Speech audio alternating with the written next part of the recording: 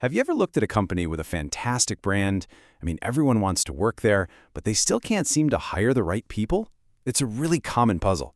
So today, we're going to dive right into that gap between attracting all that amazing talent and actually, getting them to sign on the dotted line. Okay, so let's start with the basics. Just how powerful is a strong employer brand? Well, for starters, companies with a great one get about 50% more qualified applicants. Not just more applicants, more good applicants. And it's not just about having more resumes to look at. It's about being way more efficient. Those same companies, they see their cost per hire drop by a staggering 43%. That is a huge deal. And this isn't a one-way street. Job seekers are doing their homework. A massive 75% of them are out there researching a company's reputation and culture before they even think about applying. So, on the surface, it seems like a great brand is a slam dunk, right? So if the brand is that powerful, where's the disconnect? We're going to break it down. We'll start with the brand promise, then we'll get into this weird hiring paradox. We're going to talk about why attraction is not the same as alignment, why proof is so much more important than promises, and finally, how real, solid systems are the only way to truly earn trust. I mean, when you see numbers like those, it's no surprise that companies pour tons of money and resources into building up their employer brand. It's pitched as this core business strategy, right? The key to unlocking this endless pipeline of amazing talent. The logic is actually pretty simple.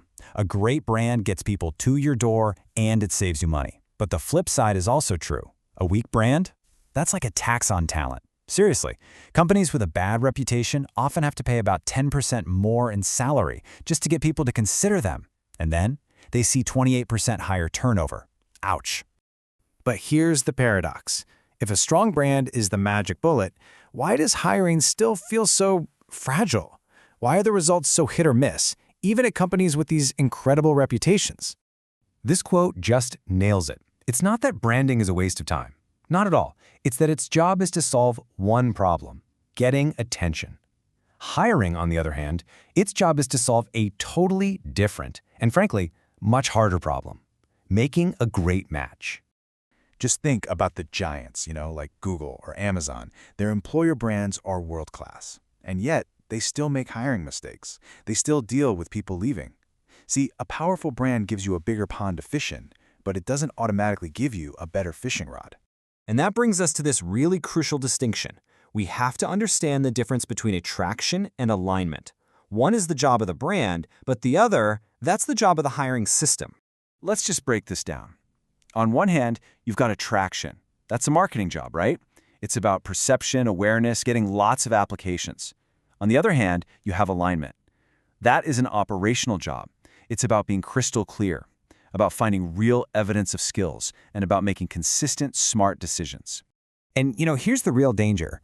A shiny, polished brand can actually hide a completely broken hiring process.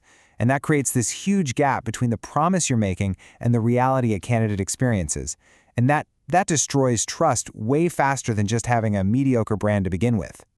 So what does this all mean for candidates today? Well, they're smart. They're skeptical. They have access to so much information. And they are definitely not just taking a company's slick marketing campaigns at face value anymore.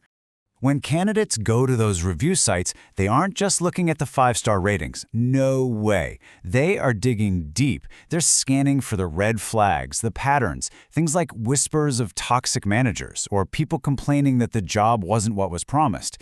These reviews are like an early warning system for them. Because of all this, a phrase like "we have a great culture" has basically become background noise. It's meaningless. Every company says it. What candidates really want now is honesty. Specificity. They'd much rather hear about the real challenges of the job up front than be sold some perfect fantasy. Clarity beats cheerleading every single time. So how do the best companies actually bridge this gap? It's simple, but it's not easy. They don't just talk a good game with their brand. They build amazing systems that prove their promises are real.